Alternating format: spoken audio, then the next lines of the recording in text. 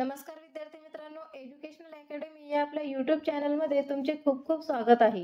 विद्यार्थी मित्रांनो, DFSL म्हणजे न्याय सहाय्यक वैज्ञानिक प्रयोगशाळा संचालनालयामध्ये 125 रिक्त पदे भरण्यात येणार आहेत। तर ज्या उमेदवारांना वैज्ञानिक तपासाच्या क्षेत्रात करिअर करण्याची इच्छा आहे त्या उमेदवारांसाठी ही सुवर्ण संधी आहे। चला तर बघूयात या पदासाठी वेतन श्रेणी, सिलेबस, परीक्षा फी, पात्रता काय असणार आहे ते डिटेलमध्ये। तर विद्यार्थी मित्रांनो, या भरतीमार्फत वेगवेगळे पद भरले जाणार आहे। त्यामध्ये पहिलं पद आहे वैज्ञानिक सहाय्यक गट क। या पदासाठी वेतन श्रेणी असणार आहे 35,400 ते 1,12,400 या दरम्यान वैज्ञानिक सहाय्यक या पदासाठी वेतन श्रेणी असणार आहे आणि एकूण पद आहेत 54। वैज्ञानिक सहाय्यक यांची एकूण 54 पदे आहेत। त्यानंतर दुसरं पद आहे वैज्ञानिक सहाय्यक संगणक गुन्हे ध्वनी व ध्वनिपीत विश्लेषण गट क। या पदासाठी वेतन श्रेणी असणार आहे 35,400 ते 1,12,400 आणि एकूण पद आहेत 15। त्यानंतरचं पद आहे वैज्ञानिक सहाय्यक मानसशास्त्र गट क। या पदासाठी एकूण वेतन श्रेणी आहे 35,400 ते 1,12,400 या दरम्यान वैज्ञानिक सहाय्यक मानसशास्त्र या पदासाठी वेतन श्रेणी असणार आहे आणि पद आहेत 2। त्यानंतरचं पद आहे वरिष्ठ प्रयोगशाळा सहाय्यक गट क। या पदासाठी वेतन श्रेणी आहे 25,500 ते 81,100 या दरम्यान वरिष्ठ प्रयोगशाळा सहाय्यक गट क या पदासाठी वेतन श्रेणी असणार आहे आणि यांची एकूण पद आहेत 30। त्यानंतरचं पद आहे वरिष्ठ लिपिक भांडार गट क। या पदासाठी वेतन श्रेणी आहे 25,500 ते 81,100 आणि यांची एकूण पद आहेत 5। त्यानंतरचं पद आहे कनिष्ठ प्रयोगशाळा सहाय्यक गट क। या पदासाठी वेतन श्रेणी असणार आहे 21,700 ते 69,100 आणि यांची एकूण पद आहेत 18। त्यानंतर आहे पद व्यवस्थापक उपहारगृह गट क। यांच्यासाठी वेतन श्रेणी आहे 19,200 ते 92,300 आणि या सर्व पदांना अधिक महागाई भत्ता व शासन नियमानुसार देय व इतर भत्ते सुद्धा यामध्ये ॲड होणार आहे। आणि व्यवस्थापक उपहारगृह गट क यांची पदसंख्या आहे फक्त 1। तर विद्यार्थी मित्रांनो, अशा प्रकारे वेगवेगळ्या पदानुसार वेगवेगळी वेतन श्रेणी आणि पदांची संख्या या ठिकाणी देण्यात आलेली आहे। खाली काही माहिती देण्यात आलेली आहे। ऑनलाईन पद्धतीने अर्ज सादर करण्याबाबत सविस्तर सूचना न्याय सहाय्यक वैज्ञानिक प्रयोगशाळा संचालनालयाच्या या संकेतस्थळावर उपलब्ध आहेत। अर्ज भरण्यापूर्वी उमेदवाराने संपूर्ण जाहिरात काळजीपूर्वक वाचावी। या पदासाठी खालील अटी व अर्हतेची पूर्तता करणारे उमेदवार अर्ज करू शकतात। वर नमूद केलेल्या पदांचा अनुशेष, सामाजिक व समांतर आरक्षण तसेच रिक्त पदांची संख्या विचारात घेऊन भरावयाच्या पदांचा तपशील, त्यांची वेतन श्रेणी, शैक्षणिक अर्हता तसेच अनुभव यांचा तपशील खालीलप्रमाणे आहे। तर या ठिकाणी बघा, वैज्ञानिक सहाय्यक गट क या पदासाठी शैक्षणिक अर्हता देण्यात आलेली आहे। विज्ञान शाखेतील रसायनशास्त्र विषयासह मान्यताप्राप्त विद्यापीठाची कमीत कमी दुसऱ्या वर्गात पदवी उत्तीर्ण किंवा हे नसेल तर न्याय सहाय्यक विज्ञान विषयासह विज्ञान शाखेतील मान्यताप्राप्त विद्यापीठाची कमीत कमी दुसऱ्या वर्गात पदवी उत्तीर्ण अशा प्रकारे वैज्ञानिक सहाय्यक गट क या पदासाठी शैक्षणिक अर्हता असणार आहे। कामाचा अनुभव नसला तरीही चालेल, कामाचा अनुभव नसेल तरीही चालेल, फक्त शैक्षणिक अर्हता याप्रमाणे पाहिजे। त्यानंतर दुसरं पद आहे वैज्ञानिक सहाय्यक संगणक गुन्हे ध्वनी व ध्वनिपीत विश्लेषण गट क। या पदासाठी शैक्षणिक अर्हता आहे विज्ञान शाखेतील भौतिकशास्त्र किंवा संगणकशास्त्र किंवा इलेक्ट्रॉनिक्स किंवा माहिती आणि तंत्रज्ञान या विषयासह किमान द्वितीय श्रेणीतील पदवी अथवा अभियांत्रिकी शाखेतील संगणकशास्त्र किंवा इलेक्ट्रॉनिक्स किंवा माहिती आणि तंत्रज्ञान किंवा न्याय सहाय्यक विज्ञान या विषयातील किमान द्वितीय श्रेणीतील पदवी उत्तीर्ण किंवा हे नसेल तर post graduate diploma in digital and cyber forensic and related law. हे जर तुमच्याकडे शैक्षणिक अर्हता नसेल तर ही चालेल, दोन्हीपैकी कोणतीही एक शैक्षणिक अर्हता असेल तरीही चालणार आहे। या ठिकाणी सुद्धा कामाचा अनुभव नसला तरीही चालणार आहे। त्यानंतर बघा, तिसरं पद आहे शैक्षणिक सहाय्यक मानसशास्त्र गट क। या पदासाठी शैक्षणिक अर्हता आहे मानसशास्त्र विषयातील किमान द्वितीय श्रेणीतील पदवी किंवा शासनाने त्यास समकक्ष म्हणून घोषित केलेली अन्य अर्हता। अशा प्रकारे वैज्ञानिक सहाय्यक मानसशास्त्र गट क या पदासाठी शैक्षणिक अर्हता देण्यात आलेली आहे. त्यानंतरचं पद आहे वरिष्ठ प्रयोगशाळा सहाय्यक गट क या पदासाठी शैक्षणिक अर्हता आहे विज्ञान शाखेत उच्च माध्यमिक शालांत प्रमाणपत्र म्हणजेच HSC सायन्स परीक्षा उत्तीर्ण 12वी सायन्स झालेले जे विद्यार्थी आहेत ते या पदासाठी अप्लाय करू शकतात.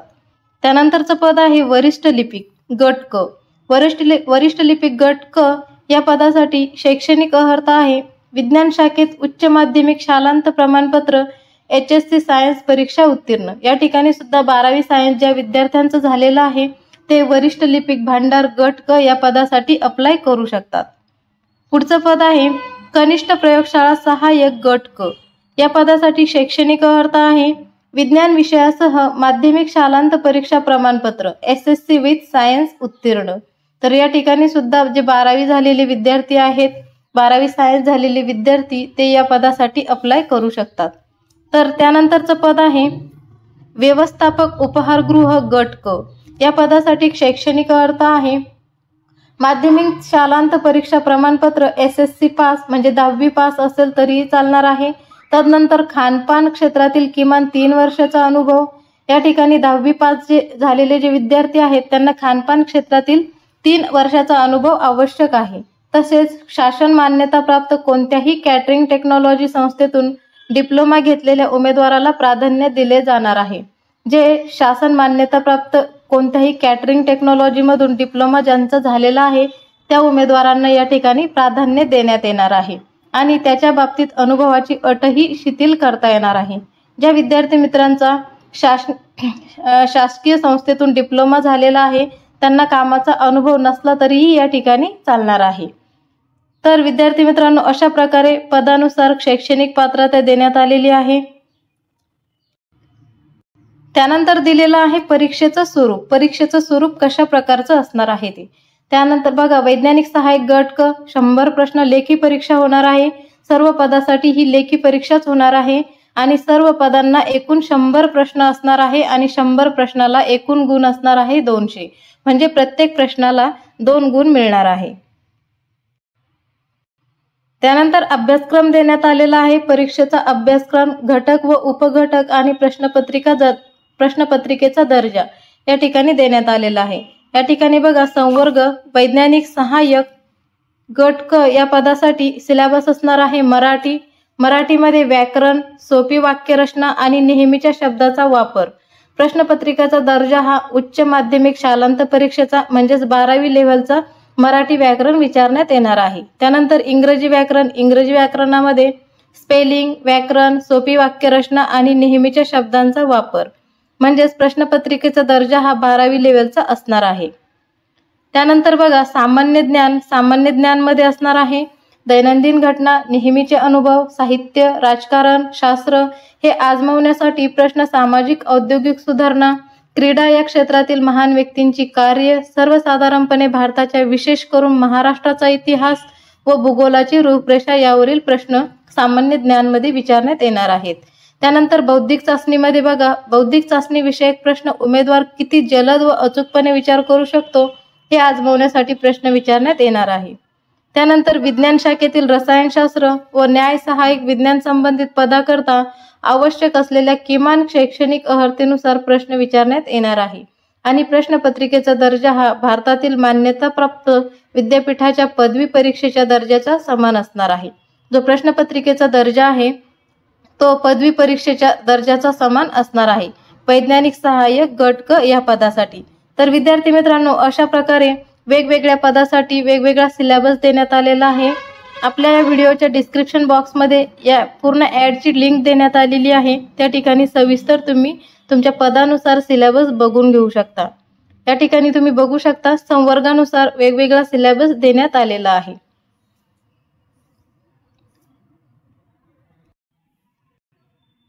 त्यानंतर दिलेला आहे अर्ज सादर करण्याची प्रक्रिया व कालावधी. ऑनलाईन अर्ज करण्याचा कालावधी आहे 6 फेब्रुवारी 2024 ते 27 फेब्रुवारी 2024. त्यानंतर ऑनलाईन पद्धतीने विहित परीक्षा शुल्क भरण्याचा अंतिम दिनांक आहे 6 फेब्रुवारी ते 28 फेब्रुवारी म्हणजे 28 फेब्रुवारीपर्यंत तुम्ही परीक्षा शुल्क भरू शकता. त्यानंतर परीक्षेचा दिनांक व अंतिम कालावधी या ठिकाणी एक वेबसाईट दिलेली आहे, या संकेतस्थळावर उपलब्ध करून देण्यात येईल. तसेच उमेदवारांच्या प्रवेशपत्राद्वारे कळविण्यात येणार आहे. त्यानंतर बघा परीक्षा शुल्क देण्यात आलेलं आहे. परीक्षा शुल्क म्हणजेच परीक्षा फी आहे खुल्या प्रवर्गाच्या उमेदवारासाठी 1000 रुपये, तसंच मागासवर्गीय व अनाथ दिव्यांग या प्रवर्गासाठी 900 रुपये. माजी सैनिक व दिव्यांग माजी सैनिकांना परीक्षा शुल्क त्यांच्याकडून आकारले जाणार नाही. नंतर उपरोक्त परीक्षा शुल्काव्यतिरिक्त बँक चार्जेस तसेच त्यावरील देय कर अतिरिक्त असतील. तर याप्रमाणे परीक्षा शुल्क असणार आहे. तर विद्यार्थी मित्रांनो, जे उमेदवार या पदासाठी इच्छुक आहेत, ज्यांना या पदासाठी अप्लाय करायचं आहे, त्यांच्यासाठी लिंक आपल्या या व्हिडिओच्या डिस्क्रिप्शन बॉक्समध्ये देण्यात आलेली आहे. त्या ठिकाणी जाऊन तुम्ही या पदासाठी अप्लाय करू शकता. तर विद्यार्थी मित्रांनो, हा व्हिडिओ तुम्हाला कसा वाटला? व्हिडिओ आवडल्यास व्हिडिओला एक लाईक करा, चॅनलला सबस्क्राईब करा. भेटूयात नेक्स्ट व्हिडिओमध्ये. धन्यवाद.